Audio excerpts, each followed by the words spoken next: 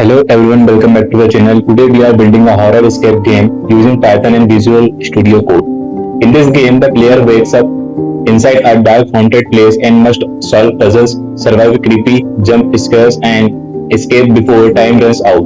This project is going to look insane for college projects, portfolios and YouTube videos. So let's build this cinematic horror game step by step. First, open Visual Studio Code and create a new folder called Horror Escape Game. Then open the terminal and install all required Python libraries. We will mainly use Pygame for graphics, movement, sounds, and horror effects. For this project, we will use the Pygame library because it makes game development simple for beginners. Pygame helps us create movement, sounds, maps, enemies, and jump scare effects very easily.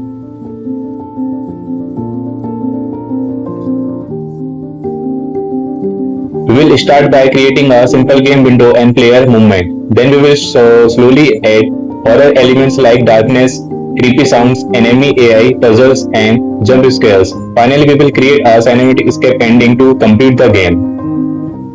To make the game more realistic, we will add horror effects like flashlight mechanism, creepy sounds, random jump scares, and enemy chase scenes. We will also add puzzles, hidden keys, and escape mission to make gameplay more engaging.